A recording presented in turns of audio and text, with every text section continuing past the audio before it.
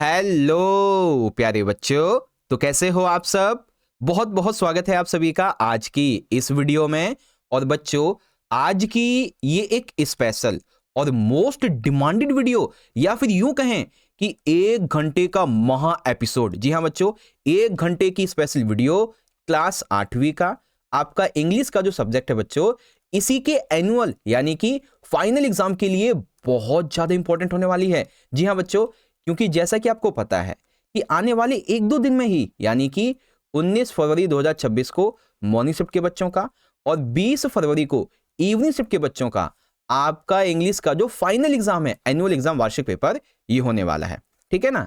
तो आज के इस 1 घंटे की वीडियो के अंदर हम लोग 19 तारीख और 20 तारीख यानी कि मॉर्निंग शिफ्ट और इवनिंग शिफ्ट दोनों ही डेट्स के एग्जाम की प्रिपरेशन को ध्यान में रखते हुए आज डिस्कस करेंगे बच्चों एक मोस्ट इंपॉर्टेंट प्रीवियस ईयर के क्वेश्चन पेपर के बारे में, या फिर कह लीजिए सैंपल क्वेश्चन पेपर के बारे में, और वो भी कंप्लीट सॉल्यूशन के साथ में। जी हाँ बच्चों, इस 1 घंटे के अंदर ना आपको ये पूरा पेपर यहाँ पे हम सॉल्व करवाएंगे। ठीक है, एक एक क्वेश्चन को आपको मैं लाइन बाय लाइन अच्छे से हिंदी में भी समझाता हुआ चलूंगा, वर्ड टू वर्ड बहुत अच्छे से आपको समझाऊंगा, कौन सा आंसर क्यों निकला है, कैसे निकला है, सब बताऊंगा। तो नो डाउट बच्चों कि इस 1 घंटे की वीडियो से आपके एग्जाम की जो प्रिपरेशन है बहुत अच्छी होने वाली है, आपकी प्रैक्टिस अच्छी हो जाएगी, और सबसे जरूरी बात, आपको पता चल जाएगा कि भाई आपका जो पेपर आएगा ना वो कैसा आएगा। तो डेफिनेटली ये वीडियो आपके लिए बहुत हेल्पफुल है। अब सबसे पहले हम पेपर का पैटर्न समझते हैं बच्चों। तो पेपर जैसे कि आपको पता है 2.5 घंटे का आएगा और 60 नंबर का आने वाला है। पेपर के अंदर होंगे आपके 4 सेक्शंस। ठीक है, सेक्शन ए रहेगा आपका रीडिंग वाला बच्चों। ठीक है, रीडिंग का आएगा 16 मार्क्स का। सेक्शन बी होगा आपका राइटिंग का 12 मार्क्स। सेक्शन सी होगा आपका ग्रामर का यानी कि 14 मार्क्स, और सेक्शन डी होगा आपका लिटरेचर का 18 मार्क्स का। लेकिन अब सुनो ध्यान से, जो हमारा सेक्शन नंबर ए है ना, इसके अंदर हमारे 2 क्वेश्चन हैं। एक तो होगा नॉर्मल पैराग्राफ और दूसरा होगा केस बेस्ड पैराग्राफ।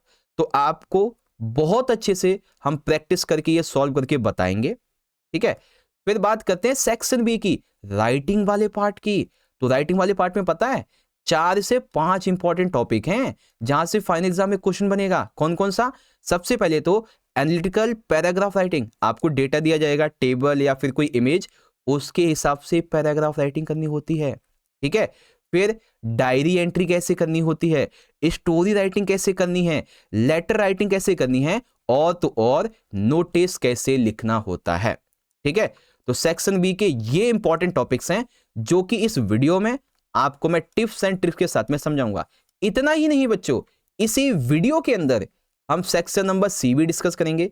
आपके ग्रामर की जितने भी टॉपिक है बच्चों, टेंसेस हो गए, मॉडल्स हो गए, आर्टिकल्स हो गए, डिटरमिनर्स हो गए, conjunctions, adjectives, error correction, forms of verbs, ये ग्रामर के जितने भी टॉपिक आप देख रहे हो ना, सारे के सारे टॉपिक हम कवर करेंगे इस एक ही वीडियो में।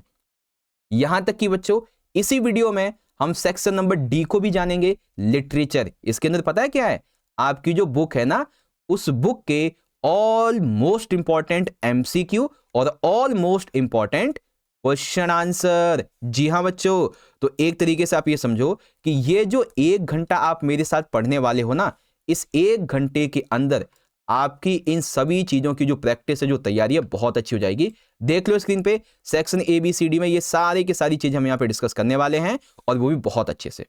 और एक चीज बताओ कि ये जो हमारा सेशन है ना, ये केवल अभी पहला पेपर है आपके लिए। हम आपको ऐसे ही 1-2 नहीं, बल्कि कम से कम 5 से लेकर के 6 मोस्ट इंपॉर्टेंट सैंपल पेपर कराएंगे बच्चों, और वो भी कंप्लीट सॉल्यूशन के साथ में, ऐसे ही जैसे ये वाला करवा रहे हैं। तो आई बटन के अंदर आपको एक प्लेलिस्ट मिलेगी सैंपल पेपर की, जिसमें सारी वीडियोस मिल जाएंगी। तो आप वहां से देख लेना अगर कोई वीडियो मिस हो जाती है। वीडियो अच्छी लगती है बच्चों तो वीडियो को लाइक जरूर कीजिएगा। इस वीडियो में हम लाइक का एम रखते हैं बच्चों 2001 लाइक का। ठीक है, तो जितने बच्चे सेशन में ज्वाइन हैं, ज्यादा से ज्यादा इस वीडियो को लाइक कीजिए, अपने दोस्तों में ज्यादा से ज्यादा शेयर कीजिए। कमेंट बॉक्स में आप मुझे अपना फीडबैक बता सकते हैं, और आप चाहो तो मुझे इंस्टाग्राम पे फॉलो भी कर सकते हो। ठीक है, चैनल को सब्सक्राइब करके बेल नोटिफिकेशन को ऑल पे सेट कर देना, ताकि जब भी कोई नई वीडियो आए तब उसको देख सको। तो बच्चों रेडी हो आप लोग अपने section number A B C D all paper को समझने के लिए? रेडी हो बच्चों? मैं तैयार हूं फुल एनर्जी के साथ में 1 घंटा आपको पढ़ाने के लिए। आप बोलो जल्दी से, रेडी हो 1 घंटा पढ़ने के लिए मेरे साथ? तो चलो बच्चों शुरुआत करेंगे।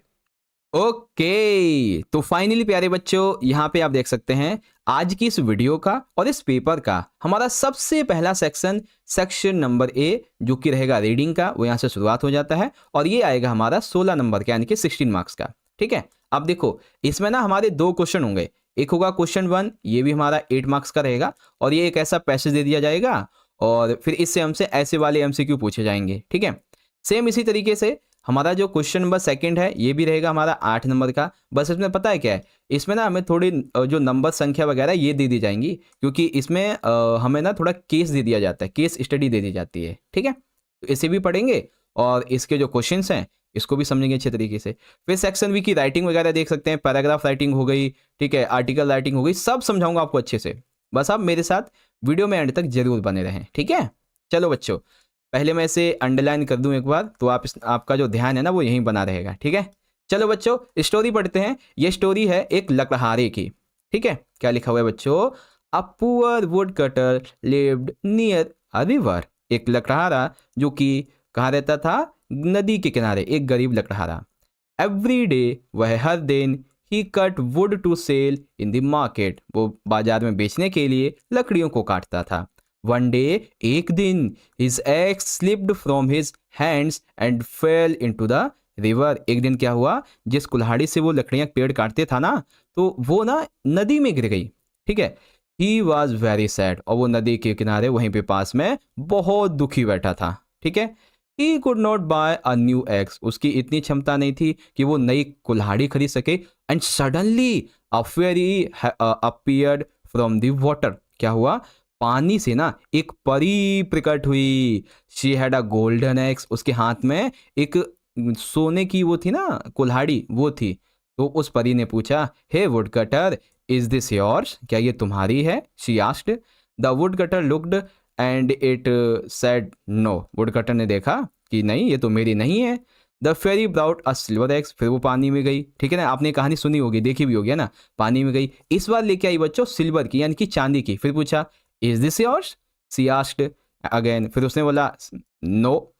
Then she brought his old iron axe, और फिर उसकी जो लोहे की कुल्हाड़ी थी ना वो लेके आई और पूछा कि इज दिस योर, हाँ yes yes this is mine, this is mine, ये हाँ हाँ ये मेरी है, ये मेरी है। He said happily. The fairy smiled, परी हंसी। यू आर ऑनेस्ट, तुम एक ईमानदार हो। I will give you all 3 axes, मैं तुम्हें ये तीनों ही देती हूँ। ठीक है, she said. The wood cutter was very happy. He thanked the fairy and went home. His honesty brought him a great reward. ठीक है, उस परी जो थी वो फिर पानी में चली गई, वो खुशी खुशी घर आया। उसकी ईमानदारी ने आज उसे एक ऐसा रिवॉर्ड दिलाया, है ना। तो बच्चों ये कहानी आपने सुनी होगी लकड़हारे वाली, है ना। चलो अब हम लोग क्या करते हैं, अब हम इसके एमसीक्यूज देखते हैं, हमसे क्या क्या पूछा गया है। ठीक है, हमें ना 4 एमसीक्यू करने हैं, 5 दे रखे हैं इसमें, हमें 4 ही करने हैं बेसिकली। ठीक है, देखो पहला प्रश्न हमारा है, where did the woodcutter live. तो वुड कटर बच्चों कहाँ रहता था, अभी मैंने आपको बताया ये जो पुअर वुड कटर है कहाँ रहता था, अभी पहली ही लाइन में हमने पढ़ा था बच्चों, नियर अ रिवर, कहाँ पे, एक नदी के किनारे, है ना, नियर ए रिवर। मैं देखो आपको बताऊंगा अभी आंसर कहाँ पे है, ये रहा देखो, एक सेकेंड, ये रहा, है ना, नियर अ रिवर। अगला question, question number second, what happen to his axe, उसकी जो कुल्हाड़ी थी उसके साथ क्या हुआ, it fell into the river, उसकी कुल्हाड़ी को क्या हुआ था, वो नदी में जाके गिर गई थी, है ना, अभी हमने देखा था। थर्ड प्रश्न है बच्चों हमारा, how did fairy test him, तो जो परी थी उसने उस लकड़हारे का जो टेस्ट था वो कैसे लिया था, कैसे बच्चों, बाय आस्किंग फॉर स्विमिंग के लिए पूछा था, नहीं, या फिर पेड़ पे चढ़ने के लिए, नहीं, गाना गाने के लिए, नहीं, तो उसे क्या पूछा था, by giving him different x, पहले उसको गोल्डन एक्स दी, फिर उसको जो है सिल्वर वाली दी, फिर उसके बाद में उसकी जो आयरन वाली होती है वो दी थी, फिर तीनों एक साथ दे दी, है ना। तो क्या हो जाएगा, बी वाला एकदम सही आंसर है बच्चों। ठीक है, अगला क्वेश्चन नंबर है हमारा 5th, अब इसमें पूछा गया है, what did would cutter get it at the and. ठीक है, तो उसको बेसिकली आखिर में क्या मिला, तो उसे ओल्ड हिज ओल्ड एक्स, यानी कि उसे पुरानी उसकी जो लकड़ी लोहे की थी ना कुल्हाड़ी वो मिल गई, गोल्डन भी मिल गई, सोने वाली भी और चांदी वाली भी, मतलब उसको सारी कुल्हाड़ियाँ मिल गई थी।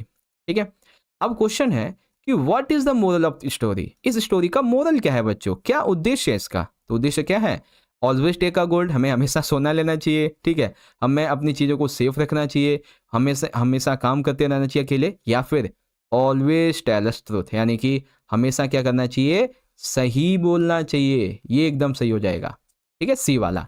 तो प्यारे बच्चों, इस तरीके से हमारा ये जो पहला वाला क्वेश्चन है ये यहाँ पे पूरा हो गया, और आशा करता हूँ आपको समझ में आया होगा बच्चों, ठीक है। चलो अब हम क्वेश्चन नंबर सेकंड को डिस्कस करेंगे। अब सेकंड में क्या है बच्चों, यहाँ पे हम ना एक कहानी दी गई है। अब ये दो दोस्तों की कहानी है, ठीक है, तो दोस्त कह लीजिए, फार्मर कह लीजिए। तो देखो क्या कहानी है, चलो पढ़ते हैं इसको। तो चलिए बच्चों इस स्टोरी को पढ़ते हैं, और ये स्टोरी बेस्ड है बच्चों रवि एंड मोहन, दो किसानों के ऊपर, ठीक है। तो Ravi and Mohan were vegetable farmers in Sunny village. Sunny village यानी कि सन्नी नामक गांव में ये दोनों एक किसान है, ठीक है, कौन से, सब्जी किसान। Ravi used organic farming method, यानी कि वो जैविक खेती करता है जैसे हम लोग आम लोग करते हैं। While Mohan use chemical fertilisers, Mohan जो है वो रासायनिक जो चीज़ें होती हैं उससे खेती करता है। Ravi's vegetables were sold at 50 rupees per K G, while Mohan's vegetables were sold at 40 rupees per K जी, ठीक है। रवि की जो वेजिटेबल है वो 50 रुपये किलो के हिसाब से बेचता है वो, और जो मोहन है वो 40 रुपये के हिसाब से। Since Ravi's vegetables were organic, some customer preferred them despite the higher price, ठीक है। हालांकि जो रवि है उसकी सब्जी और कैसी है, ऑर्गेनिक है, लेकिन फिर भी क्या होते हैं, कस्टमर उसी को ज़्यादा प्रेफर करते हैं, उसकी ज़्यादा खरीदते हैं, ठीक है। चलिए पूरा साल निकल गया। At the end of the session, पूरे साल में Ravi sold 2000 kgs of vegetables. Ravi ने कितने बेचे, 2000 किलो वेजिटेबल्स बेचे, और उसकी कमाई हुई है 1 लाख रुपए।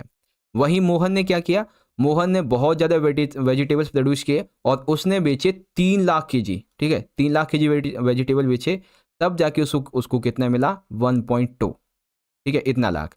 ऑल्थो मोहन अर्न मोर, ठीक है, Mohan earn more. Ravi was happy, Ravi क्यों हैप्पी था, because his farming was healthy and people and the environment. इसकी जो खेती थी ना ऑर्गेनिक, वो इसके लिए भी अच्छी थी, इन्वायरमेंट के लिए भी, स्वास्थ्य के लिए भी।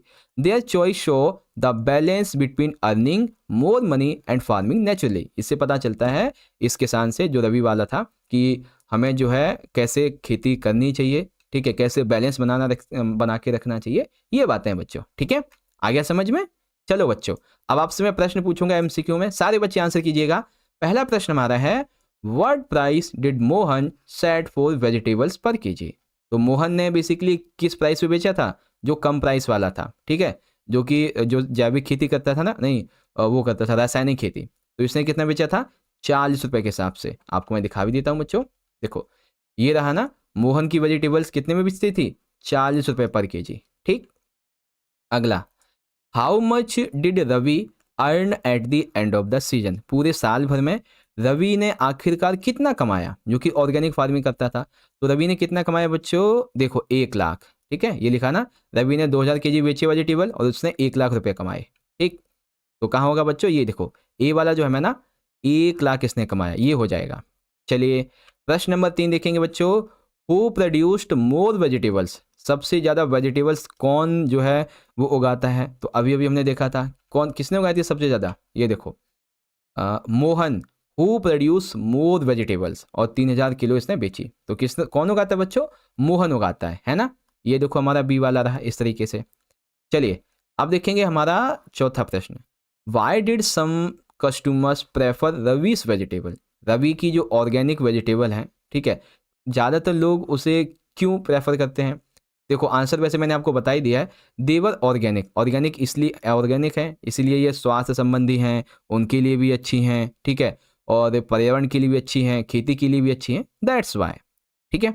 अब हमारा प्रश्न ये है, what does the story teachers. ये जो स्टोरी अभी अभी हमने पढ़ी, आखिरी हमें क्या सिखाती है, क्या हमें जो मोरल है इसका क्या निकल के आता है। मोरल ये है, there is a balance between money and health. यहाँ पे स्वास्थ्य और पैसे के बीच में अभी क्या है, क्या बोलते हैं, बैलेंस है, ठीक है। अब कई बच्चे कहेंगे सर जी ये भी तो हो सकता है कि organic farming is always better. तो बच्चों यहाँ पे ऑर्गेनिक फार्मिंग की भी बात की गई है, ठीक है, और जो रासायनिक तरीके से खेती की जाती है उसकी भी की गई है। दैट्स वाई यहाँ पे ना बैलेंस हुआ है, ठीक है, किस किस का, मनी का और हेल्थ के बैलेंस को यहाँ पे बताया गया है, ठीक है। और लास्ट लाइन में देखो यहाँ पे लिखा हुआ भी है, ये रहा, है ना, more money and farming naturally, इस तरीके से। ओके बच्चों, तो यहाँ पे हमारा जो क्वेश्चन सेकंड है ये भी पूरा हो गया। ओके, तो फाइनली प्यारे बच्चों यहाँ पे आप देख सकते हैं आज की इस वीडियो का जो हमारा अगला सेक्शन है, सेक्शन नंबर बी राइटिंग का, वो यहाँ से शुरुआत हो जाता है, जो कि आएगा 12 मार्क्स का, ठीक है। अब ध्यान से सुनो, अगर आप सभी बच्चों को ये वीडियो अभी तक अच्छी लग रही है ना, तो ज़्यादा से ज़्यादा इस वीडियो को लाइक करें। देखो आपका एक लाइक जो है ना, हमारा बहुत मोटिवेशन बढ़ाता है, हमें बहुत मोटिवेशन मिलता है कि हाँ भाई बच्चों को ना वीडियो अच्छी लग रही है, बच्चे लाइक कर रहे हैं, तो मोटिवेशन बढ़ता है, ठीक है। और देखो हम वीडियो जो बनाते हैं ना, तो हमारा एक ही टारगेट होता है कि हम ज़्यादा से ज़्यादा बच्चों तक इसे पहुंचा सकें। तो आप इसे शेयर भी बहुत ज़्यादा करें, ठीक है, अपने ग्रुप वगैरह में अपने दोस्तों को भी बताएं कि इस चैनल पे आओ और पढ़ो, यहाँ पे इंग्लिश अच्छी पढ़ाई जाती है, ठीक है। इंग्लिश ही नहीं, अभी आपका जो साइंस का एग्जाम होगा उसकी भी तैयारी करवाएंगे, आपका जो हिंदी का एग्जाम होगा उसकी भी तैयारी करवाएंगे, SST के एग्जाम की भी तैयारी करवाएंगे। चिंता मत करो, बस आप हमारे चैनल से जुड़े रहो, ठीक है। चलो बच्चों, क्वेश्चन नंबर 3 देखिए क्या है कि attempt anyone from A and B, and ये रहेगा आपका 6 मार्क्स का, ठीक है। तो चलो भाई पहले पढ़ते हैं क्या कहा गया है। देखो ए कहता है look at the line paragraph depicting the average test score in English for class 8 across 4 quarters of the academic year 2022, यानी कि 2022 के इस एक साल में यहाँ पे 4 बार, ठीक है ना, 4 बार चैप्टर 1, 2, 3 एंड 4, 4 बार, ये 4 क्वार्टर्स हैं। यहाँ पे जो इंग्लिश का टेस्ट हुआ ना, उसमें एवरेज क्या स्कोर है बच्चों का वो बताया गया, ठीक है। क्वार्टर वन है 51%, यानी कि ये जो आप देख रहे हैं ये है 51%, ठीक है। क्वार्टर 2 में हुए थे 54%, ठीक है, ये जो है आपका 54 है। क्वार्टर 3 में ये जो है 68% है, एंड ये वाला जो है यहाँ पे 72 है, ठीक है। एक ये रहा, एक ये रहा, एक ये रहा, एक ये रहा। अब हमें क्या करना है, चलो देखते हैं। तो क्वेश्चन है हमारा write an analytical paragraph in about 60 to 100 words focusing on the trends in the scores, ठीक है। Consider how positive influences such as engaging in reading programmes, literacy festivals और interactive language workshops might have impacted the students performance in English. देखो क्या करना है बच्चों, आपको यहाँ पे बताना है लगभग आपको ना 60 से 80 शब्दों में इसका एक एनालिटिकल जो है ना वो लिखना है पैराग्राफ, जिसमें आपको क्या बताना है, ये विचार करना है कि जितने भी रीडिंग प्रोग्राम्स होते हैं, ठीक है, एक बार मैं इसको हटा दूं, एक सेकेंड, हाँ, जितने भी रीडिंग प्रोग्राम्स होते हैं, ठीक है, जो भी लिटरेसी फेस्टिवल्स होते हैं, साहित्यिक उत्सव वगैरह, एंड इंटरेक्टिव लैंग्वेज वर्कशॉप जो होती हैं, ठीक है, स्पेशली किसी लैंग्वेज की, खास करके इंग्लिश की, तो आपको ना इसकी इंपॉर्टेंस भी बतानी है, ठीक है। तो चलो आओ एक काम करते हैं, पूरा पैराग्राफ लिखते हैं अच्छे तरीके से। तो देखो मैंने पैराग्राफ लिख रखा है, ठीक है, वैसे 60 से 80 शब्द बोले गए, मैंने इसे 100 शब्दों में लिखा है, ठीक है। अब ध्यान से देखना क्या लिखा हुआ है, the line graph show the average test score in English for class 8 over 4 quarters in 2022, ठीक है। इस पैराग्राफ में, लाइन पैराग्राफ में क्या दिखाया गया है, एवरेज टेस्ट स्कोर है बच्चों इंग्लिश का 8वीं के बच्चों का, जो कि 2022 में था, ठीक है। In quarter 1 students scored 51% which increased slightly to 54% in quarter number 2, ठीक है। यानी कि पहले साल में देखा जाए, मतलब पहले साल नहीं, पहले क्वार्टर में, पहले ये जो था ना 51% था बच्चों का इंग्लिश टेस्ट स्कोर, लेकिन अगले ही क्वार्टर में देखा जाए तो ये कितना हो गया था, दूसरा, यानी कि 54%। A significant improvement was seen in quarter 3, मतलब तीसरे में भी थोड़ा सा यहाँ पे जो है बढ़ोतरी देखी गई, कितनी, 68%, but by the quarter 4 the average score reached 72%, यानी कि पहले कितना था, दूसरे में, तीसरे में, चौथे में कितना हुआ। अब बारी आएगी आगे, the overall trend indicates continuous improvements in students performance. ये जो जितने भी ट्रेंड्स देखे ना हमने चारों क्वार्टर्स के, ये क्या दर्शाते हैं कि जो बच्चे हैं ना उनकी इंप्रूवमेंट हो रही है परफॉर्मेंस में, ठीक है।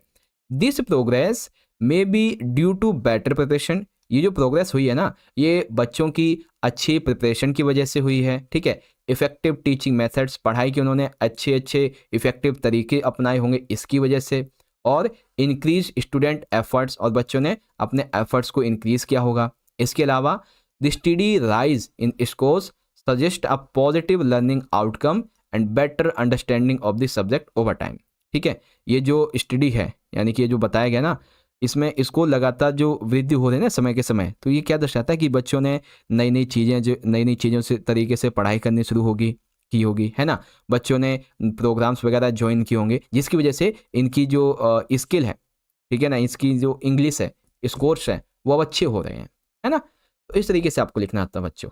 ओके, देखो बहुत ही सिंपल तरीके से मैंने लिखा है, एकदम सिंपल तरीके से कि 8वीं का कोई भी बच्चा जो है ना बहुत ही आसानी से इसे लिख सकेगा, है ना।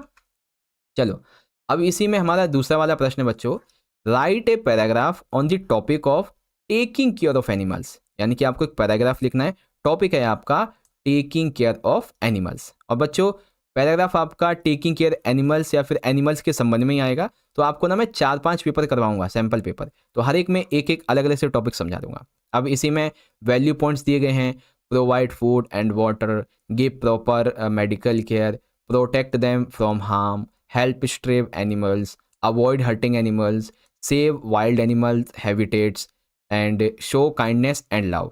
ठीक है, तो जो एनिमल्स हैं उनकी देखभाल के लिए यहाँ पे हमें एक पैराग्राफ राइट करना है इन वैल्यू पॉइंट्स को लगाते हुए। चलो भाई लिखते हैं अच्छे तरीके से, बहुत ही अच्छा प्रश्न है। हाँ देखो टॉपिक क्या है बच्चों, हमारा टॉपिक है टेकिंग केयर ऑफ एनिमल्स, है ना। तो पहले हम टॉपिक लिखेंगे और फिर हमारा यहाँ से शुरुआत हो जाएगा पैराग्राफ। ठीक है, चलो देखो कैसे लिखेंगे। Animals need food water and shelter to live. जिस तरीके से हमें जीने के लिए फूड चाहिए होता है, वाटर चाहिए होता है, एक आवास चाहिए होता है, वैसे ही एनिमल्स को भी खाना पानी और जो आवास है वो चाहिए होता है जीने के लिए।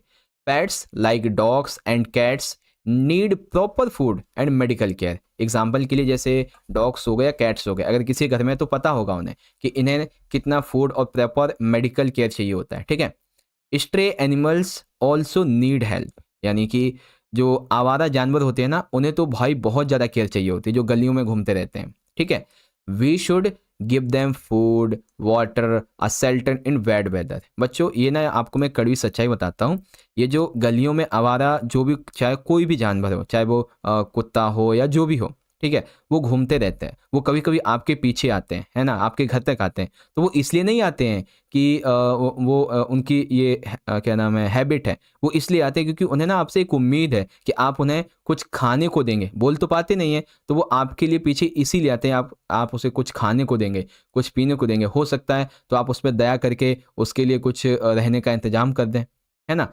वैसे एक चीज़ और है बच्चों, मानो या ना मानो ये आपके हाथ में है। कभी भी जब आपको ऐसा लगे ना कि भाई मेरे पास पैसे बहुत ज़्यादा हो गए हैं, या फिर कोई डॉग है या कोई कोई कैट है जो बहुत ही ज़्यादा बीमार टाइप में लग रही है, तो आप उसको ना थोड़ा सा कुछ खाना खिला देना, आपके दिल को बड़ा सुकून मिलेगा।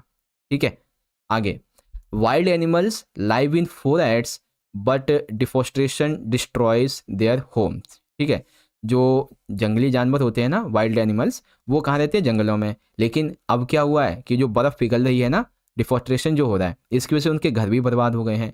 हंटिंग ऑल्सो हार्म देम, शिकार किया जाता है इनका, है ना, जैसे बाघ हो गए, हिरण हो गए, इनका शिकार बहुत होता है, शेरों वगैरह का, हाथियों का, है ना। We should protect their natural habitat, हमें इन्हें जो है एक प्राकृतिक जो वातावरण होता है ना उसमें बचाना चाहिए। Animals can not speak but they feel pain hunger and emotions like humans. मैंने अभी बताया आपको, एनिमल्स बोल नहीं सकते, ठीक है, हमारी तरह वो अपनी भाषा में बोलते हैं, वो बात अलग है, लेकिन वो पेन को फील करते हैं, वो हंग्री होते हैं, वो उन्हें भी भूख लगती है, वो भी इमोशंस को समझते हैं। ठीक है, hurting them is a crucial and wrong, उन्हें हर्ट करना और मतलब उन्हें हर्ट करना बहुत ही गलत बात है, ठीक है, और क्रूर है ये। इसके अलावा वी शुड नॉट टीज और हिट एनिमल्स, हमें जो है उनको चोट नहीं पहुंचानी चाहिए, छेड़ना नहीं चाहिए उन्हें। इंस्टेड इसकी वजह हम क्या कर सकते हैं, we must show kindness and care, हम उनके प्रति देखभाल कर सकते हैं, उनके प्रति दया दिखा सकते हैं। A small act of kindness can save an animal's life, आपकी एक छोटी सी दया किसी जानवर की जान बचा सकती है। ठीक है, taking care of animals makes the world a better than happier place. ठीक है, एक आपका छोटा सा दयालुता का जो भाव है ना, वो उसकी पूरी जान बचा सकता है, उसकी पूरी दुनिया बदल सकता है। ठीक है।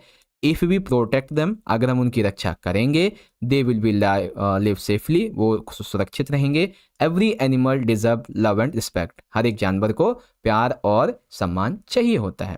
ठीक है, भले ही हमें समझ में नहीं आता, लेकिन वो भी क्या करते हैं, वो भी बोल ना पाए लेकिन पेन को वो भी फील करते हैं, वो भी हंगर होते हैं, वो भी ह्यूमंस के इमोशन को समझते हैं, अपने इमोशंस को बस बता नहीं पाते हैं, लेकिन इमोशन होते हैं उनके अंदर भी।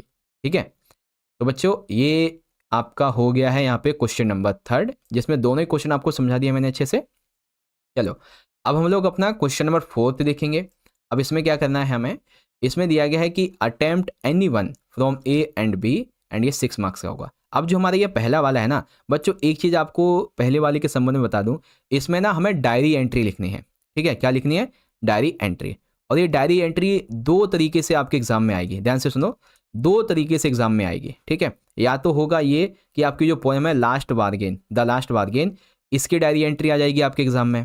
ठीक है, या फिर आपके एग्जाम में आएगा कि आप अपने किसी ओल्ड स्कूल फ्रेंड से मिले। ठीक है, आप अपने किसी ओल्ड स्कूल आपका जो फ्रेंड है उससे मिले, उससे जो मुलाकात हुई आपकी, उसकी डायरी एंट्री लिखिए। यही 2 टॉपिक हैं जो आपके एग्जाम में आएंगे, या तो इस पोएम की डायरी एंट्री आ जाएगी जो कि लास्ट ईयर आई थी, या तो आप अपने पुराने स्कूल दोस्त से कहीं पे भी मिले हैं, आपको उसकी डायरी एंट्री लिखनी है ना। तो इस वीडियो में आपको मैं पोएम की समझाऊंगा, अगली वीडियो में स्कूल वाली समझा दूंगा, तो ऐसे आपकी दोनों सही हो जाएंगी, है ना बच्चों। देखा, मैं ना एकदम टू द पॉइंट बात करूंगा, जिसमें हम सिर्फ और सिर्फ तैयारी बढ़िया करें। ठीक, देखो क्वेश्चन क्या कहता है, your teacher taught you the poem the last bargain, आपके टीचर ने आपको ये पोएम पढ़ाई, the last bargain. You found the poem interesting and appreciate the lesson it gives on the significance of freedom. ठीक है, अर्थात आपको ये कविता काफ़ी इंटरेस्टिंग लगी, रोचक लगी। ठीक है, जिसमें स्वतंत्रता, फ्रीडम के इंपॉर्टेंस को बताया गया।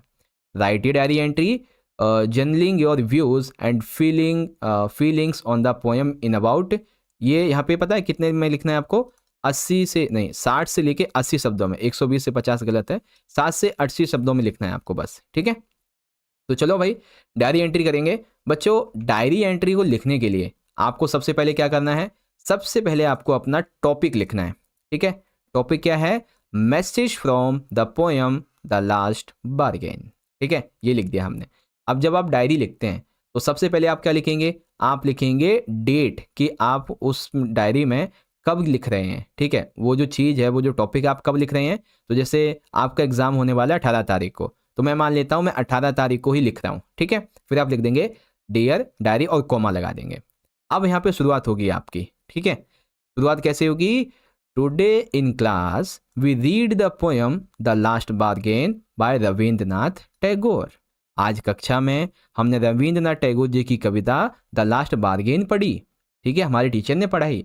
It left a deep impact on me, और इसका मेरे ऊपर बहुत गहरा असर पड़ा। क्या, the poem teaches that true happiness and freedom can not be brought with power, with money और ब्यूटी। यानी कि इस कविता ने मुझे ये सिखाया कि जो सच्ची खुशी है, ठीक है, सच्ची खुशी और आज़ादी जो है, वो ना किसी पैसे से, ना किसी खूबसूरती से, ना खरीदी जा सकती है, ना छीनी जा सकती है। The man in the poem rejects offers from a king, a rich man, a beautiful women, because their bargains are not fulfilling. ठीक है, जो कवि था ना हमारा लेखक, कवि कह लीजिए, कवि रविंद्रनाथ टैगोर, तो उसे राजा ने भी ऑफर दिया, एक बड़े आदमी ने भी ऑफर दिया, एक ब्यूटीफुल वुमेन ने भी ऑफर दिया। ठीक है, लेकिन वो उनके साथ नहीं गया। In the end he accepts the company of a child who offers nothing but joy and innocence. ठीक है, वो किसके साथ गया, एक बच्चे के साथ में, जिसने उसे कुछ दिया नहीं बल्कि उसके साथ खुशी खुशी रहने का वादा किया। ठीक, आगे लिखेंगे, this made me realise that real freedom comes for love, simplicity and inner peace. और यहाँ पे मुझे पता चला आज मेरी क्लास में इस पोएम से कि जो हमारी फ्रीडम है वो हमारे प्यार से, हमारी सिंप्लिसिटी से, हमारे अंदर की शांति से है। ठीक है, many people chase wealth and power thinking it will bring happiness, but the poem shows that happiness lies in simple and selfless things. यानी कि many people chase wealth and power, बहुत सारे लोग जो हैं वो पावर और पैसे में लगे रहते हैं, ठीक है। बट ये वो सोचते हैं कि पावर ऑफ पैसे से हैप्पीनेस को हम खरीद सकते हैं, लेकिन पोएम में बताया गया है कि जो हैप्पीनेस है वो हमारी सिंपल एंड सेल्फलेस थिंग्स से आती है। It reminded me that life is not about material poisonous but about finding true joy in kindness and love। इस पोएम ने मुझे ये सिखा दिया आज कि जीवन जो है ना वो भौतिक संपत्तियों के ऊपर नहीं चलता है, बल्कि हमारी काइंडनेस, हमारी हमारी ट्रू जॉय और हमारा जो लव है उस पे चलता है। फिर आप यहाँ पे अपना नाम लिख देंगे, ठीक है, आपका नाम जो भी है, ठीक है, वो लिख देंगे यहाँ पे।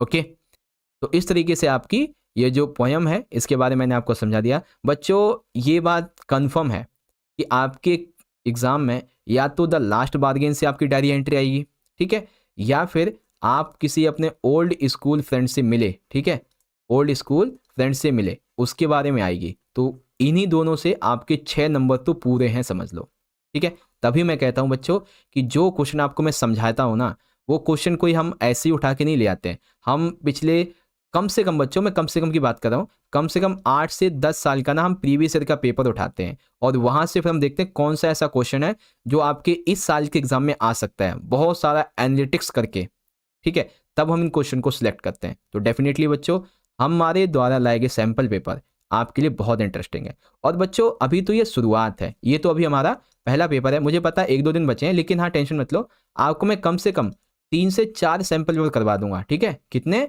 3 से 4 सैम्पल पेपर। बस क्या करना है बच्चों, आपको ज़्यादा से ज़्यादा वीडियो को लाइक करना है, अपने सभी दोस्तों में शेयर भी करना है, और सभी बच्चे चैनल को जरूर से सब्सक्राइब कर लीजिएगा, ठीक है। देखो यहाँ पे ना आई बटन में आपको मैं एक प्लेलिस्ट का लिंक दूंगा बच्चों, जिसमें सारे सैम्पल की वीडियोस आपको मिल जाएंगी, ठीक है, जो भी वीडियो अपलोड करेंगे हम। ओके चलो, तो अब हम लोग क्या करेंगे, अब हम लोग करेंगे स्टोरी राइटिंग, ठीक है। यहाँ पे टॉपिक क्या मिला बच्चों हमें, देखो अथवा में, एक सेकेंड, हाँ ये हमारा अथवा में है कि अगर आपको ये वाला नहीं आता तो आप नीचे वाला कर सकते हैं। क्या है, based on the given outline write a story, give a title to a story, word limit 80 to 60 100। अब यहाँ पे देखेंगे तो जो अभी अभी हमने वो पढ़ा था ना एक पैसेज, उसी के संबंध में है। तो ये स्टोरी है बच्चों, ठीक है, स्टोरी के वो दिए हुए आउटलाइन दी गई है। क्या आउटलाइन है, a poor wood cutter lose his axe in a river, a water fairy appears, offers him a gold axe, then a silver axe. The woodcutter refuses both as they are not his. Finally, the fairy gives him his real axe. Impressed by his honesty, she rewards him with all 3 axe। ठीक है ना, जो अभी अभी हमने ऊपर वो पढ़ा था ना एक पैसेज, उसी के संबंध में ये है ना। तो चलो एक एक करके देखते हैं भाई हम इसको कैसे अपनी स्टोरी बनाएंगे। हाँ देखो, तो स्टोरी वैसे तो ऑलरेडी मैंने आपको बताई रखी है ना। तो एक सेकेंड, हाँ देखो स्टोरी वैसे तो मैंने आपको बता रखी है। टॉपिक क्या है, दी ऑनेस्ट वुड कटर, ठीक है। अब पहले हम इसकी पूरी स्टोरी नरेट करते हैं, फिर आगे बढ़ेंगे। अ poor wood cutter was cutting would near the river when his ex split and fail into the water, ठीक है। जो एक पुअर वुड कटर है वो क्या कर रहा था, एक लकड़हारा, गरीब लकड़हारा, वो लकड़ी काट रहा था एक रिवर के किनारे, और अचानक से उसकी जो कुल्हाड़ी है वो स्लिप होके रिवर में गिर जाती है, नदी में। He was very sad because he had no money to buy a new one. अब वो बहुत ज़्यादा दुखी था क्योंकि उसके पास में इतना पैसे नहीं थे अभी के लिए कि वो एक नई खरीद सके। सडनली क्या हुआ, अ वाटर फेरी अपीयर्ड, एक परी निकली उस पानी से। She showed him a gold eggs and asked if it was his, उससे पूछा कि क्या ये तुम्हारी है। वुड कटर ने कहा नहीं ये मेरी नहीं है। Then she show him silver axe, चांदी की दिखाई, फिर से उसने बोला नहीं ये मेरी नहीं है। Finally she brought his old iron axe and be happily accepted it, और उसने उसको हैप्पीली एक्सेप्ट कर लिया। Impressed by his honesty the fairy reward him with all 3 axe, उस परी ने उसकी ईमानदारी को देखते हुए उसे तीनों ही दे दे, ठीक है। The wood cutter was grateful and return home happily. और मोरल क्या है इस स्टोरी का, ऑनेस्टी इज ऑलवेज रिवॉर्डेड, ईमानदारी हमेशा जो है वो पुरस्कृत की जाती है, ठीक है। तो इस तरीके से आपको ये लिखना था बच्चों। ओके, कोई डाउट नहीं, अच्छे से आ गया समझ। तो बच्चों इस तरीके से हमारा ये वाला जो पार्ट है पूरा हो गया। चलो बच्चों, आज की इस वीडियो का जो हमारा सबसे पहला सेक्शन है और इस पेपर का तीसरा सेक्शन सी ग्रामर का, जो कि 14 मार्क्स का आएगा, वो यहाँ से शुरुआत हो जाता है, ठीक है। तो देखो बच्चों, पांचवा क्वेश्चन क्या कहता है कि fill in the blanks with the correct article, यानी कि आपको ये जो खाली स्थान दिख रहे हैं, ये जो फिलिंग ब्लैंक्स दिख रहे हैं, ये ब्लैंक है ना, आपको इससे फिल करना है। किस मामले में? आर्टिकल के हिसाब से, जैसे ए, एन, द या फिर नो। ठीक है, कोई आर्टिकल नहीं आएगा ऐसे करके। ओके, तो 5 हैं, आपको किन्हीं 4 को करना है। ये 4 नंबर का आपका क्वेश्चन है। तो चलो बच्चों, हम इसे पढ़ते हैं और अच्छे से इसे समझेंगे। ओके, तो चलिए बच्चों, पहले हम इसे ढंग से पढ़ेंगे और अच्छे से इसे समझेंगे, और साथ ही साथ आपको मैं कुछ टिप्स एंड ट्रिक्स भी बताऊंगा इन आर्टिकल को करने के लिए। ठीक है, देखो बच्चों क्या लिखा हुआ है। Yesterday I found old book in my attic. कल की ही बात है कि मुझे मेरी अलमारी में से ना एक पुरानी किताब मिली। ठीक है, किताब मिली। अब देखो, जब भी ए, ई, आई, ओ, यू इनका उपयोग हो या फिर इनकी साउंड निकल रही हो किसी वर्ड में, तो यहाँ पे हमेशा याद रखिएगा हम किसका यूज करेंगे? एन का उपयोग करेंगे। ठीक है, किसका? एन का उपयोग करेंगे हमेशा, ए, ई, आई, ओ, यू के पास। तो क्या हो जाएगा? Yesterday I found an old book, यानी कि मुझे मेरी अलमीरा में कल एक किताब मिली। तो पहले का आंसर क्या हो जाएगा? पहले का हो जाएगा सी वाला। ठीक है, अब देखो इसकी एक्सप्लेनेशन भी आपको समझा देता हूं। देखो क्या हो जाएगा कि old starts with a vowel sound O, so we use an before it, इसीलिए यहां पे किया है। ठीक है, आगे, it had dash interesting story about a king, यानी कि इसमें एक कहानी है एक राजा के बारे में जो कि इंटरेस्टिंग है। अब फिर से वही बात है, ए, ई, आई, ओ, यू यहाँ पे आ रखे हैं, तो सिंपल सा यहाँ पे फिर से हमारा एन आ जाएगा। ओके, तो देखेंगे दूसरे का फिर से क्या हो जाएगा? एन हो जाएगा। अब इसका रीजन भी आपको बता देता हूं। देखो, interesting starts with a vowel sound I, that's why we use an here. ठीक है, आगे देखो बच्चों, the book was placed on dash table near the window. अब टेबल क्या है? एक विशेष वस्तु है जिसपे किताब रखी हुई है। तो यहाँ पे क्या आएगा बच्चों? दिखाते हैं आपको। यहाँ पे आएगा द, क्योंकि टेबल जो है ना वो एक स्पेसिफिक ऑब्जेक्ट है उस रूम का, दैट्स वाई यहाँ पे दी यूज होगा। ओके, तो यहाँ पे क्या आ जाएगा बच्चों? द। तो तीसरे के लिए यहाँ पे देखेंगे, ये पहला वाला ऑप्शन द हो जाएगा। आगे, I sat there for hour and read the first few pages. मैं यहाँ पे कुछ देर के लिए, घंटे के लिए बैठी और मैंने ना इसके कुछ जो पन्ने थे वो पढ़ लिए। ठीक है, तो यहाँ पे देखिए क्या यूज होगा। यहाँ पे फिर से बच्चों एन उपयोग होगा, क्योंकि यहाँ पे जो हार्ड शब्द है, हार्ड वर्ड जो है, इसमें एच साइलेंट है और इसका साउंड जो है वो लाइक आवर इस तरीके से है। That's why we can use here an. ठीक है, क्या यूज करेंगे? यहाँ पे हम यूज करेंगे एन। तो चौथे के लिए क्या हो जाएगा?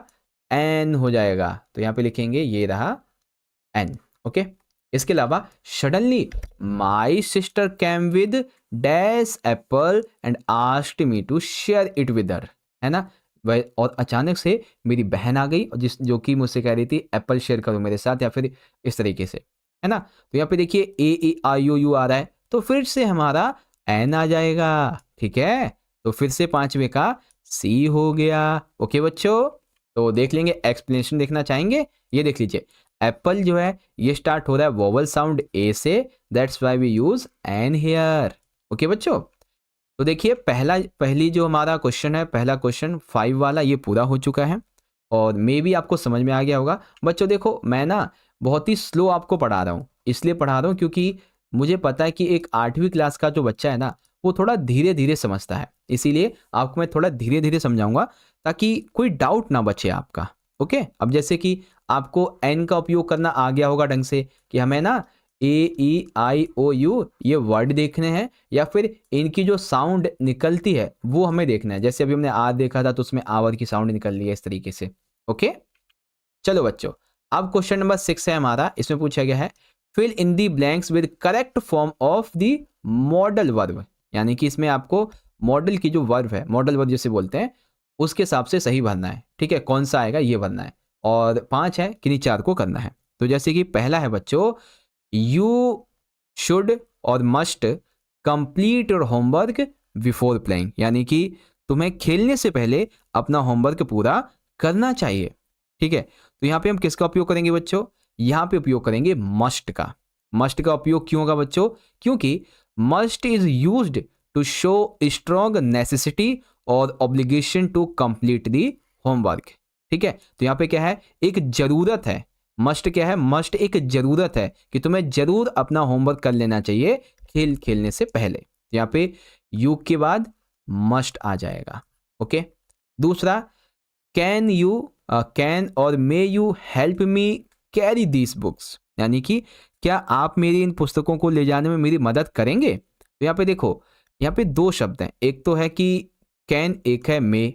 तो इसका उपयोग हम कैसे करते हैं? देखो, यहाँ पे उपयोग करेंगे हम कैन का, क्योंकि can is use to ask for help और एबिलिटी इन इनफॉर्मल वे। ठीक है, जो कैन है ना, सकता या सकना या सकती, ये जो है ना इसलिए उपयोग किया गया है क्योंकि ये नॉर्मली पूछा जा रहा है ना, इनफॉर्मल वे है। अगर इसमें ना काइंडनेस होती, काइंडनेस यानी कि इसमें थोड़ा सा विनम्रता होती या फिर इसको थोड़ा सा रिस्पेक्ट देके पूछा जाता, तो मे का उपयोग हो सकता था। लेकिन यहाँ पे हेल्प मांगी जा रही है तो जरूरत है उसकी, दैट्स वाई यहाँ पे हम कैन का उपयोग करेंगे। ठीक है, it is cloudy, it might rain later. ठीक है, यहाँ पे ना बहुत बादल छाए हुए हैं, बाद में बारिश भी हो सकती है। तो यहाँ पे मे या माइट क्या आएगा? तो यहाँ पे बच्चों आएगा माइट, क्योंकि माइट जो यूज हुआ है वो पॉसिबिलिटी के लिए उपयोग हुआ है कि may be something may happen in future. ठीक है, माइट उपयोग क्यों हुआ है?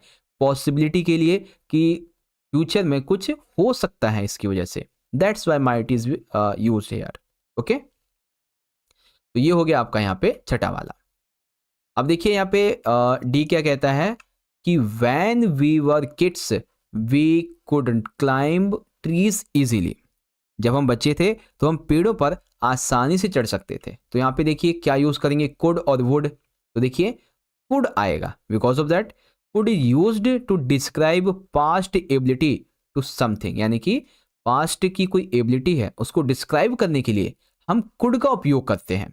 ठीक है, इस तरीके से सेंटेंस क्या बनेगा, when we were kids we could climb tree easily. जब हम बच्चे थे तो हम आसानी से पेड़ पे चढ़ पाते थे। आगे, you must respect your elders और you should respect your elders, यानी कि तुम्हें अपने से बड़ों का सम्मान करना चाहिए। तो यहाँ पे क्या वर्ड आएगा, एक का शब्द आएगा, यहाँ पे वर्ड आएगा आपका शुड, क्योंकि should is use to express advice और मोरल ड्यूटी। शुड का उपयोग किस लिए करते हैं बच्चों? आपको कोई एडवाइस दे रहा हो या फिर कोई मोरल ड्यूटी समझा रहा हो या फिर आप किसी की रिस्पेक्ट को दर्शाते हो, तब हम शुड का उपयोग करते हैं। ओके, तो इस तरीके से हमारा जो छठा क्वेश्चन है जिसमें मॉडल वर्ब की बात है वो भी आपको मैंने यहाँ पे समझा दी है बच्चों। ठीक है, चलिए अब बारी आती है क्वेश्चन 7 की। इसमें क्या है, इसमें ना हमारी कुछ प्रीपोजिशंस दे रखी हैं। ठीक है, पेपर में तो वैसे बच्चों 4 आएंगी आपकी, लेकिन सिलेबस के अकॉर्डिंग टोटल 8 से 10 प्रीपोजिशंस हैं आपकी। तो मैं आपको जो 3 से 4 पेपर करवाऊंगा ना, उसमें हर एक में अलग अलग आपको समझाऊंगा। जैसे कि इस वाले में 3-4 समझाऊंगा, अगले वाले में 3-4 समझाऊंगा, तो ऐसे आप सारे समझ जाओगे। ओके, तो यहाँ पे लिस्ट है, जैसे कि हमारी प्रीपोजिशन है in, into, among, between, to, towards, by, with, for, from, of, beyond, below, around, इस तरीके से कोई 3 करने हैं। ओके, तो चलिए पढ़ते हैं अच्छे से। देखिए पहला वाला क्या कहता है, the cat jumped dash the box and hide. ठीक है, जो बिल्ली थी वो एकदम से उस बॉक्स से निकली, जंप की और छुप गई। ठीक है, तो निकलना या फिर किसी में जो है किसी चीज को भरना, तो इसके लिए किसका उपयोग होता है बच्चों? इनटू का उपयोग होता है। किसका? इनटू का। तो देखेंगे इनटू उपयोग होगा यहाँ पे कि jumped into the box and hide. क्यों हुआ इनटू का उपयोग? क्योंकि into used when referring the movement inside something, so we say jumped into the box, that's why into उपयोग हुआ है। ठीक है, second, he gave a gift his best friend on her birthday। ठीक है, उसने अपने सबसे अच्छे दोस्त को जन्मदिन के लिए एक उपहार दिया। तो यहाँ पे गिफ्ट के बाद में क्या आएगा? गिफ्ट के बाद आएगा टू। ये gift to his best friend. अब टू क्यों आया बच्चों? To is use to indicate giving something और समवन। ठीक है, टू किसके लिए इंडिकेट होता है? आप किसी को कुछ दे रहे हैं या कुछ लेते हैं। ठीक है, so we say gave a gift to his best friend, that's why. तीसरा वाला, the train travels dash Delhi and Kolkata Kolkata every day. ये जो गाड़ी है प्रतिदिन दिल्ली और कोलकाता की यात्रा करती है। तो यहाँ पे क्या आ जाएगा, जब दो सिटी के बीच की बात हो रही है, दो सिटी के बीच की, याद रखना, जब किसी के बीच की बात हो रही हो, ठीक है, किसी के बीच की बात हो रही है तो क्या आएगा, बिटवीन आएगा हमेशा। यहाँ पे क्या जाएगा आपका, देखेंगे, ये रही देखो, between. Between is used when referring to places और टू थिंग्स, कोई टू प्लेसेस, कोई टू थिंग्स, टू पर्सन हो तब आता है, ठीक है। So we can say travels between Delhi and Kolkata. And D, this book is written a famous author. तो यहाँ पे हमारा क्या आ जाएगा, प्रीपोजिशन बाय आएगा। अब बाय क्यों आएगा बच्चों, क्योंकि देखो by is used to indicate the creator of something, so we say written by a famous author. इस तरीके से हम लिखेंगे, ठीक है बच्चों। देखिए क्वेश्चन के आंसर भी मैंने आपको बताए, क्वेश्चन का आंसर सही कैसे है एकदम बढ़िया तरीके से वो भी आपको मैंने समझाया, और साथ ही साथ किसका उपयोग कैसे करना है, इनटू का, टू का उपयोग कैसे करना है, बिटवीन का उपयोग कैसे करना है, बाय का उपयोग कैसे करना है, आप समझ गए ना अच्छे से। चलो बच्चों, अब है क्वेश्चन नंबर 8। इसमें क्या दिया गया है कि इसमें ना हमें एक पैसेज दिया गया है जो कि एडिट नहीं है, ठीक है। इसमें से हमें एक एरर को निकालना है, इनकरेक्ट को निकालना है, ठीक है, यहाँ लिखना है, और करेक्ट को निकाल के यहाँ पे लिखना है। अभी आपको देखो मैं इनकरेक्ट निकाल के दिखाऊंगा, करेक्ट लिख के दिखाऊंगा, और वो इनकरेक्ट करेक्ट क्यों है उसका आपको रीजन भी बताऊंगा, बस ध्यान से देखिएगा, ठीक है। जैसे कि पहला वाला है, yesterday I woke up early in the morning, I brush my teeth and went for a walk, the park was full of childrens playing happily, birds sign sweet songs on these trees, I feel fresh and decide to go home, ठीक है। तो यहाँ पे जो है ना yesterday एक past की बात हो रही है, जब वो गया था कहाँ पे, मॉर्निंग वॉक वगैरह पे, इस तरीके से, है ना। तो देखो बच्चों एक एक करके समझते हैं कि इसमें इनकरेक्ट और करेक्ट क्या है। देखो सेंटेंस क्या है हमारा, सेंटेंस है yesterday I wake up early in the morning, ठीक है। तो जब हम पास्ट की बात करते हैं तो थर्ड फॉर्म आती है, तो वेकअप की जगह क्या आ जाएगा, यहाँ पे आएगा वोकअप, ठीक है। तो वेकअप की जगह आ जाएगा आपका वोकअप इन दी अर्ली मॉर्निंग। उसके बाद पास्ट की बात हो रही है, तो ब्रश की जगह I brush my teeth and went for a walk, ठीक है। तो यहाँ पे जो ब्रश है ना, इसकी जगह पे हमारा ब्रश्ड आ जाएगा, ठीक है, कि मैंने ब्रश किया था। इसके अलावा the park was full of childrens playing happily. तो बच्चों देखो चिल्ड्रन खुद में एक बहुवचन है ना, चिल्ड्रन एक खुद में प्लूरल है, तो इसीलिए यहाँ पे चिल्ड्रंस की जगह चिल्ड्रन आ जाएगा, ओके। और पास्ट की बात हो रही है तो एस लगेगा ही नहीं, पहली बात।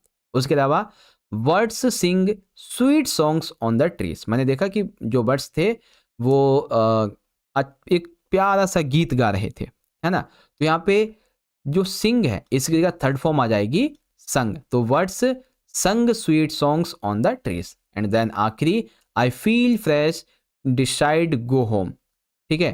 तो थर्ड फॉर्म आ जाएगी डिसाइड की डिसाइडेड, ओके बच्चों।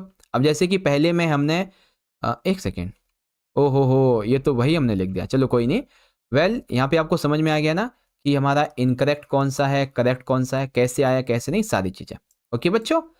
तो इस तरीके से हमने अपना जो सेक्शन नंबर बी है बच्चों, बी नहीं सी वाला, ग्रामर वाला, ये पूरा कर लिया है। और कितना टाइम हुआ अभी हमें, ज़्यादा 15 मिनट, हाँ बस इतना ही हुआ है, और देखो कितना बढ़िया तरीके से समझ लिया है। चलिए आगे बढ़ेंगे। अब हम शुरुआत करेंगे बच्चों अगले सेक्शन को, सेक्शन डी लिटरेचर का, जो कि 18 मार्क्स का है बच्चों, ठीक है।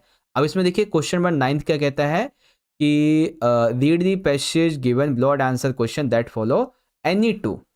एक एक नंबर के 2 क्वेश्चन है, आपको उसके आंसर देने हैं। जैसे कि यहाँ पे आप देखेंगे लिखा हुआ है, बिपिन बाबू न्यू व्हाट चुनी हैड कम फॉर, ठीक है। जो विपिन बाबू हैं उन्हें पता है, क्या पता है, कि जो चुन्नी है वो क्यों आई है, ठीक है। Chunni Lal had been at school with him, Chunni Lal उनके साथ स्कूल में था। He had been having a rough time lately and had been coming to see him about a job. पिछले कुछ समय से वह मुश्किल दौर से गुजर रहा है और वो नौकरी के लिए उससे मिलने भी आता रहता है। Bipin Babu knew it was not possible to do anything for him and in fact told him so. ठीक है, बिपिन बाबू जानते थे कि उसके लिए कुछ भी करना संभव नहीं है और उन्होंने उससे कुछ ऐसा कहा भी नहीं। लेकिन but Chunni kept turning up like and wed penny. Chunni बार बार बेकार की बातों में आ जाता था, कुछ ऐसी बात है। अब देखो बच्चों ध्यान से सुनो, एग्जाम में क्या होगा, एग्जाम में आपसे एक एक नंबर के 3 क्वेश्चन पूछे जाएंगे, लेकिन आपको मैं 4 बताऊंगा जिससे कि आपकी ना सिर्फ प्रैक्टिस हो बल्कि आपकी बहुत अच्छी प्रैक्टिस हो। ठीक है, अब जैसे कि हमारा पहला प्रश्न है, why did Penny Baxter allow Jody to find and raise the fawn. Penny Baxter ने जोडी को हिरण के बच्चे को ढूंढने का और उसको पालने की अनुमति क्यों की थी बच्चों? तो देखो इसलिए की थी, Penny Baxter allowed Jody to find a raise and fawn because he felt responsible for making it an orphan. ठीक है, पेनी बैक्स्टर ने जोडी को हिरण के बच्चे को खोजने के लिए पालने की अनुमति दी क्योंकि उसे अनाथ बनाने के लिए जिम्मेदार वो खुद को महसूस करता था। Since the dog was killed to save Penny's life it would be unfair to let the fawn stray. ठीक है, क्योंकि हिरण को पेनी की जान बचाने के लिए मारा गया था, इसीलिए हिरण के बच्चे को भूख छोड़ना अनुचित लग रहा था। ये चीजें थी। दूसरा, what did doctor Wilson mean why nothing in the world ever comes quite free. Doctor Wilson कहते हैं कि कोई भी चीज दुनिया में मुफ्त ही नहीं मिलती है। इसका क्या मतलब है? इसका मतलब है doctor Wilson meets that everything in life has a cost, यानी कि वो कहते हैं कि इस दुनिया में जो कुछ भी है उसकी एक कीमत होती है। And nothing is truly free, कुछ भी फ्री नहीं होता है। People depend on each other and nature for survival. People जो है वो नेचर पे अपने सर्वाइवल के लिए डिपेंड है। And we must give back to what we take, और हमें प्रकृति से हमने जो कुछ भी लिया है वो हमें उसे वापस देना चाहिए, ये कहा गया है। ठीक है, तीसरा प्रश्न, how did Jody take care of the farm after the bringing it home. ठीक है, घर लाने के बाद जोडी ने हिरण के बच्चे की देखभाल कैसे की? तो Jody carried the fawn home and feed it milk by dipping his fingers and the milk and letting it suckle. ठीक है, जोडी ने हिरण के बच्चे को घर पे लाया तो दूध पिलाया, अपनी उंगलियां दूध में डुबो कर उसके पिलाया, इस तरीके से, है ना। And he made sure it was safe and comfortable, और उसने जो है इस बात का पक्का अंदाजा किया कि ये एकदम सेफ है, ठीक है, और कंफर्टेबल है। ओके, तो चलिए बच्चों क्वेश्चन 4 देखते हैं, जो कि मैंने एक्स्ट्रा लिया हुआ है ताकि आपकी तैयारी और अच्छी हो जाए। तो क्वेश्चन है, how did Jody's mother react when she heard he was bringing the fawn home and why. ठीक है, जैसे ही जोडी की माँ को ये पता चला कि वो एक हिरण का बच्चा घर लेके आ रहा है, ठीक है, तो उसका क्या रवैया था और वो क्यों था। तो देखो, Jody's mother was surprised and hesitant. जोडी की माँ हैरान हो गई और बोलने में झिझक भी रही थी। She gasped and put down the foot helplessly because he was worried that there was not enough food to take care of the fawn. ठीक है, उन्हें हाँपते हुए बर्तन को असहाय रूप से नीचे रख दिया। ठीक है, बर्तन धो रही थी वो, एकदम नीचे रख दिया, और उनकी चिंता थी कि हिरण के बच्चे की देखभाल हम पर्याप्त भोजन के साथ कैसे करेंगे, क्योंकि घर में खाने के लिए इतना नहीं है। हाउएवर शी लव्ड जोडी एंड अल्टीमेटली एग्रीड।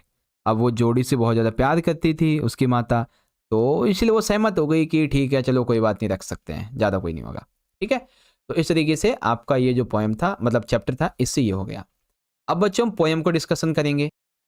ओके, तो फाइनली प्यारे बच्चों यहाँ पे आप देख सकते हैं, अब हमारा इस पेपर का जो अगला क्वेश्चन है, क्वेश्चन नंबर 10, वो यहाँ से शुरुआत हो जाता है। ठीक है, और ये रहेगा आपकी पोएम से संबंधित। ओके बच्चों, चलिए देखिए, ये हमारी पोएम की कुछ लाइंस है। पहले हम इसे अच्छे से पढ़ेंगे, समझेंगे, फिर हम आगे बढ़ेंगे। देखो क्या लिखा हुआ है, असली young cricket accustomed to sing to the warm, sunny month of gay summer and spring, began to complain when he found that at home his cupboard was empty and winter was come. यहाँ पे कहा गया है बच्चों कि एक सिली young cricket यानी कि वो जो है ना एक झिंगुर, एक मूर्ख युवा झिंगुर जो कि गर्मी के मौसम में, बरसात के मौसम में, धूप वाले महीनों में गाता रहता है, मौज मस्ती मनाता है, ठीक है, खाया पिया और घर में मौज मस्ती मनाया इस तरीके से। लेकिन जैसे ही सर्दी आनी शुरू हुई और उसने घर में जाके अलमारी खोली तो उसने शिकायत करना शुरू कर दिया, मेरे पास तो खाना ही नहीं है, सर्दी आ गई है, मैं क्या करूँगा, है ना। तो कुछ ऐसा एक मूर्ख यंग क्रिकेट की बात यहाँ पे की गई है। क्वेश्चन देखेंगे बच्चों, क्वेश्चन नंबर है हमारा first, from who fables is poem the ant and the cricket adapted, यानी कि चींटी और झिंगुर की कविता जो है वो कैसी फेबलेस कविता है, कैसी दंत कथा है, ठीक है। तो कैसी दंत कथा है बच्चों, ये कुछ इस तरीके की है, AESOP, ठीक है, एसोप तरीके की है, जैसे आपके जो राइटर टाइप में है ना उन्हीं की जैसी। Second, who said I am your servant and friend, ये वाक्य किसने कहा है कि मैं आपका सेवक और मित्र हूं, ये आंट ने, क्रिकेट ने, बोथ ने या फिर किसी ने नहीं, तो ये कहा बच्चों आंट ने, किसने, जो चींटी आंट है उसने कहा था। तीसरा question, what did the ant instruct the cricket to do all winter, तो चींटी ने झिंगुर को सर्दियों में क्या करने का निर्देश दिया, क्या करने का निर्देश दिया था बच्चों, उसे डांस करने का निर्देश दिया था। अगला, what did cricket need for the ant, यानी कि झिंगुर को चींटी से क्या चाहिए था, उसे एक माउथफुल ऑफ व्हीट चाहिए था, यानी कि एक मुट्ठी गेहूं चाहिए थे, शेल्टर फ्रॉम रेनफॉल, वर्षा में आश्रय मिल जाए ये चाहिए था, न्यू क्लोथ यानी कि कपड़े चाहिए, नहीं कपड़े नहीं चाहिए थे, बस उसे थोड़े से खाना मिल जाता और रहने के लिए जगह मिल जाती बारिश में, तो ये चाहिए था उसे, ठीक है, डी वाला हो जाएगा। आगे देखेंगे बच्चों, अच्छा 4 MCQ है ना, 4 करवा दिए। देखो पेपर में बताया क्या है, पेपर में आपके 3 MCQ आएंगे केवल, जिनमें से आपको 2 करने हैं, लेकिन मैंने आपको 4 करवाए हैं ताकि आपके 1 MCQ की तैयारी एक्स्ट्रा हो जाए ठीक है। देखो बच्चों मैं पता है यही चाहता हूँ कि अपना कम टाइम में अच्छे से अच्छी अपनी प्रिपरेशन करो, ओके। चलो बच्चों, अब यहाँ पे है हमारा 11वां क्वेश्चन और इस पेपर का आखिरी question number 11, answer the following questions in about 30 to 40 words, do any 4, ठीक है, यानी कि 5 में से किन्हीं 4 का आंसर करना है। चलो बच्चों देखिए पहला क्या लिखा हुआ है, the ant tells the cricket to dance the winter away, ठीक है, चींटी जो है वो झिंगुर से कहती है कि नाच नाच कर सर्दी को दूर भगाओ। Do you think the word dance is appropriate here, if so why, आपके हिसाब से यहाँ पे जो डांस है ये शब्द सही है, अगर सही है तो कैसे है, इसके बारे में बताओ। तो चलो बताएंगे बच्चों, ओके। तो चलिए बच्चों इस क्वेश्चन के आंसर को समझते हैं अच्छे तरीके से एक बार में, ठीक है। देखो क्या लिखा हुआ है, yes the word dance is appropriate here, ये वर्ड डांस यहाँ पे एकदम सही है, क्यों, because of that it is used sarcastically by the ant to mock the cricket, ठीक है, यानी कि शब्द बिल्कुल सही है क्योंकि चींटी ने क्रिकेट का झिंगुर का मजाक उड़ाने के लिए इसका उपयोग व्यंग्य के रूप में किया है। The cricket spent the entire summer singing and enjoying itself without preparing for future, ऐसा क्यों कहा इसने, क्योंकि देखो वो आंट कहती है कि जो ये झिंगुर है ना पूरी गर्मी भर बिना भविष्य की तैयारी किए हुए मौज मस्ती करते हुए इसने बिताई थी। So when winter arrived the ant told it to continue its carefree lifestyle and dance, ठीक है, जब सर्दी आई तो चींटी ने उसे अपनी लापरवाही जीवन शैली जारी रखने और कड़ी मेहनत करने के बजाय, ठीक है, जस्ट एज इट हार्ड, कड़ी मेहनत करने के बजाय संग all summer instead of working hard, और जैसे गर्मियों में पूरी तरीके से जो है गाया मजे किए, वैसे ही अब तुम सर्दियों में भी गाओ और मजे करो, ठीक है, ये चीज़ है, तुम्हारे लिए खाना पीना तो कोई ज़रूरी है ही नहीं, तो ये कहा था, तो डांस शब्द एकदम ठीक है। अगला question, what was speaker's last bargain and why did consider it the best. ठीक है, what was the speaker last bargain and क्यों बेस्ट था बच्चों। तो देखो, the speaker's last bargains with bargains was with a child playing with seashells on the beach. यानी कि वक्ता जो है वो आखिरी में किससे मिला, किसके साथ उसका सौदा हुआ था, तो एक समुद्र पे ना सीपियों के साथ एक बच्चा खेल रहा था उसके साथ। ठीक है, अनलाइक द प्रीवियस ऑफर्स। ठीक है, उसने बाकी के जितने ऑफर्स थे उसको ठुकराया। And the child had nothing to give in the return yet the speaker accepted the bargain. बच्चे के पास में उसको देने के लिए कुछ भी नहीं था, लेकिन फिर भी लेखक इसकी बात को मान गया। He considered it the best because it brought him true happiness and freedom. लेखक के हिसाब से, कवि के हिसाब से ये सही था, क्योंकि ये जो है ना उसके अंदर खुशी, उसके अंदर फ्रीडम को जो है ना वो निखारती है। Unlike being hired for power, wealth और beauty, playing with the child did not make him a servant और bind him to any obligation. ठीक है, अगर उसे राजा हायर कर लेता, कोई बड़ा आदमी, कोई महिला हायर कर लेती, ठीक है, तो वो उसे पावर दिखाती। ठीक है, पावर दिखाते वो सबके सब बड़े बड़े इतने लोग, और उसे सर्वेंट है वो सर्वेंट की तरह रहे, ऐसा उसे सिखाते है ना। तो वही बात यहाँ पे कही है कि मैं बच्चे के साथ हूँ तो मैं सर्वेंट नहीं हूँ, मैं एक अब इसका साथी बन चुका हूँ। ठीक है, it was bargain of Joy not mental gain. ये जो है ना जो बार्गेन हुई है वो जॉय की बार्गेन है, ना कि किसी मेंटल गेन की बार्गेन। ओके, इस तरीके से लिखना था। चलो बच्चों अगला क्वेश्चन देखेंगे। क्वेश्चन है सी वाला, बहुत अच्छा प्रश्न है बच्चों, कि how are the survival stories मेघना एंड अल्मास सिमिलर। ठीक है, मेघना और अल्मास दोनों की जो कहानी है वो एकदम सिंगुलर कैसे है, या फिर सर्वाइवल स्टोरीज क्या हैं दोनों की, इसके बारे में बताओ। ठीक है, तो देखो बच्चों ऐसे लिखेंगे, सी वाला, बोथ मेघना and Almas were fortunate survivors of the tsunami. ठीक है, मेघना और अल्मास दोनों ही सुनामी से जीवित बचे हुए भाग्यशाली लोग हैं।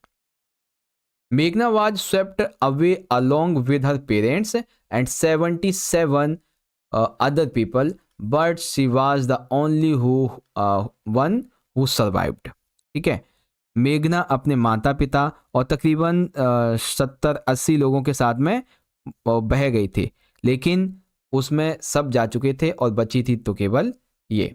ठीक है, मेघना।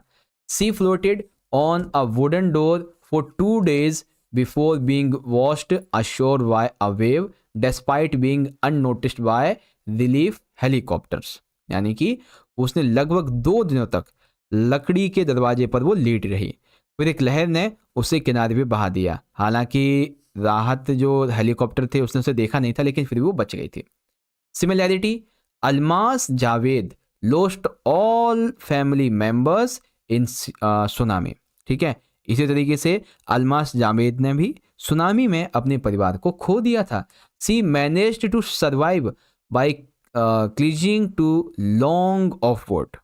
ठीक है, मतलब कि उसने जो है क्या किया था, क्या नाम है, अल्मास जावेद, वो लकड़ी के एक लट्ठे पे चिपक कर बचने में कामयाब रहे। ठीक है, तो she fainted, she remained on the log long enough to be rescued.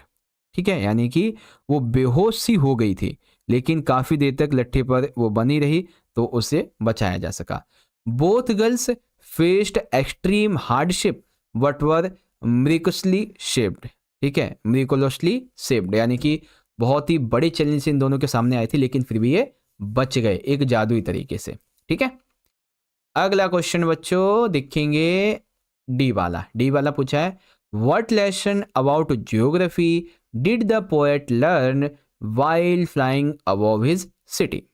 ठीक है, तो ये जो हमारा राइटर है ज्योग्राफी लेसन का, इसने शहर से उड़ते समय भूगोल के बारे में क्या सबक इसने सीखा वो हमें बताना है। तो चलो देखते हैं बच्चों।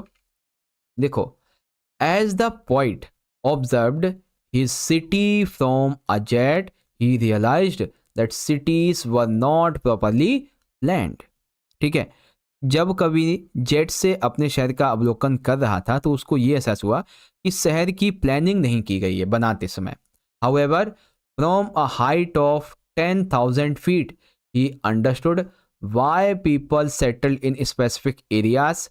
Flat lands near water sources provide food, transportation and other necessities. ठीक है, जब जो राइटर है वो तकरीबन 10,000 हाइट की फीट पे पहुंचा, ठीक है, तब उसे ये एहसास हुआ कि आखिर क्यों बहुत सारे लोग जो है वो ऐसी जगहों पे रहते हैं। ठीक है, while geography explained human settlements, he found it logical and inhuman that people still engaged in the conflicts and divisions. ठीक है, यानी कि देखो, सबसे पहले ये 10,000 की फीट की ऊंचाई पे जब पहुंचा तो वो ये समझ गया कि बहुत सारे लोग ऐसी जगह पे क्यों बसते हैं जहाँ पे जो उनका घर जल स्रोत के पास में हो, समतल भूमि हो, परिवहन हो और सारी आवश्यकताएं हो। ठीक है, भूगोल ने मानव बस्तियों की व्याख्या की है, उन्हें जो है लोग जो है वो अमानवीय बता रहे हैं, है ना, वो अभी भी संघर्ष कर रहे हैं, विभाजन में लगे पड़े हैं, ऐसा कुछ लोग यहाँ पे कर रहे हैं, ये बताया गया है। ठीक है, आखिरी ई वाला जो क्वेश्चन है इसमें आपको अपना दिमाग लगाना है और पैराग्राफ राइटिंग करनी है। क्या लिखना है, देखो, human life is independent on nature. ठीक है, that's why we call her mother nature. ठीक है, यानी कि हम इसीलिए प्रकृति को माँ कहते हैं। Human life is independent on nature, हमारा जो जीवन है वो पूरी तरीके से नेचर पे डिपेंड है। We take everything from nature to live our lifes, हम जीवन जीने के लिए सब कुछ कहाँ से लेते हैं, प्रकृति से लेते हैं। Do we give back anything to nature, क्या हम इसके बदले नेचर को कुछ देते हैं। That's why write a paragraph expressing your point of view regarding our relationship with nature, तो इसके बारे में हमें यहाँ पे लिखना है।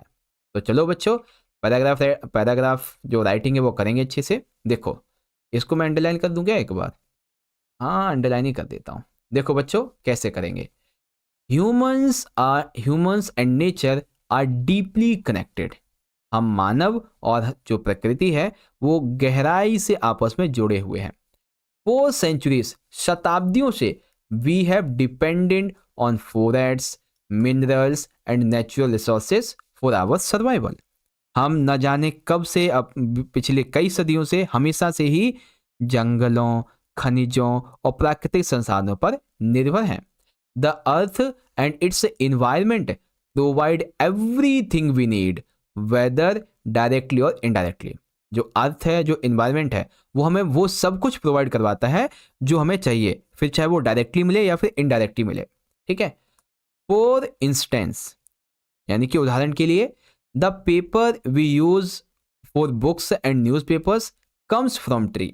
ठीक है, जो पेपर आपकी किताब का है, आपकी कॉपी का है, न्यूज़पेपर का है, जो वो पेपर है वो कहाँ से बनता है, पेड़ों को काट के बनता है। ठीक है, we get fruits, flowers and fodder from nature along with essential resources like water and air which are freely available to us।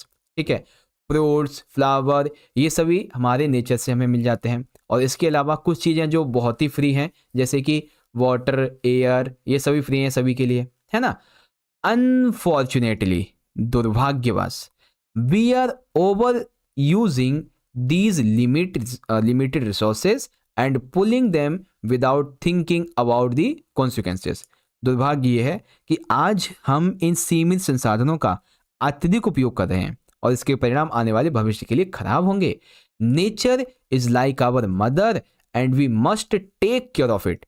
Nature हमारी माँ है और जिस तरीके से हम अपनी माँ का ख्याल रखते हैं वैसे हमें नेचर का भी ख्याल रखना चाहिए। ठीक है, it we keep cutting down trees are harming animals like whales. ठीक है, अगर जो ट्रीज है वो कटते गए तो जानवर जो है वो समझो बस विलुप्त हो जाएंगे। ठीक है, we are taking away a rights of future generations, हम अपने जो आने वाली फ्यूचर जनरेशन है उसके अधिकारों को छीन रहे हैं। That's why it's our responsibility to give back to nature and protect it just as has always naturalist. ठीक है, तो क्या कहा गया है कि हमें अपनी जिम्मेदारी समझनी पड़ेगी, हमने जो नेचर से लिया है वो हमें उसे देना भी चाहिए, है ना। ये चीजें होती हैं और जो कि हमारा हमेशा से लालन पालन पोषण करती आई हुई है। ओके, चलो बच्चों, आखिरकार आपका सैंपल पेपर पूरा हो गया और यहाँ पे 11वां क्वेश्चन आपको यहाँ पे समझ में आ गया होगा। ओके, तो इस तरह से प्यारे बच्चों आप सभी ने मेरे साथ मिलकर आज के इस 1 घंटे के महा एपिसोड के अंदर क्लास 8वीं का आपका इंग्लिश का जो फाइनल एग्जाम होने वाला है, इसके लिए एक इंपॉर्टेंट पीवाईक्यू कह लीजिए, सैंपल पेपर कह लीजिए, इसके सॉल्यूशन को समझ लिया है। और इस वीडियो में हमने section A B C D ये पूरा देख लिया था। सेक्शन ए आपका रीडिंग वाला हमने अच्छे से समझ लिया, सेक्शन बी राइटिंग भी हमने अच्छे से समझ लिया, सेक्शन सी ग्रामेटिकल पार्ट भी समझ लिया और सेक्शन नंबर डी लिटरेचर वाला, ये सब हमने समझ लिया है। ठीक है, तो आशा करता हूं बच्चों कि हमने आपको जो भी चीजें यहाँ पे बताई हैं उन सभी चीजों से, उन सभी पेपर के क्वेश्चन से आपको बहुत हेल्प मिली होगी आपके एग्जाम की प्रिपरेशन में, एग्जाम की प्रैक्टिस में, इवन सिलेबस के आपके रिवीजन में भी, है ना। तो आप ना सारे बच्चे एक बार मुझे अपनी जो राय है वो कमेंट बॉक्स में देख के जरूर जाना कि हम आपको 5 से लेकर के जो 6 सैंपल करवाने वाले हैं, वाकई में आप इसके लिए एक्साइटेड हो। अगर एक्साइटेड हो तो जल्दी से कमेंट बॉक्स में लिख दो एक्साइटेड। ठीक है, आपको लिख देना है एक्साइटेड, ज्यादा से ज्यादा लिख दीजिए, फिर हम बहुत जल्दी जल्दी पेपर ला देंगे आपके लिए। वैसे तो वीडियोस आ ही जाएंगी, लेकिन कमेंट करेंगे और आप हमारा लाइक का टारगेट 2001 पूरा करवा देंगे तो और अच्छा लगेगा, हमें हमारा मोटिवेशन बढ़ेगा। ठीक है, तो चलो बच्चों, मिलते हैं आपसे नेक्स्ट सेशन में, अगली वीडियो में। तब तक के लिए आप सारे बच्चे पढ़ते रहो, ख्याल रखो अपना, अपने एग्जाम की तैयारी करते रहो, हम भी करवाएंगे, अपनी तरफ से भी करते रहो कुछ ना कुछ। मिलेंगे नेक्स्ट सेशन में। बहुत बहुत धन्यवाद। जय हिंद, जय भारत, वंदे मातरम।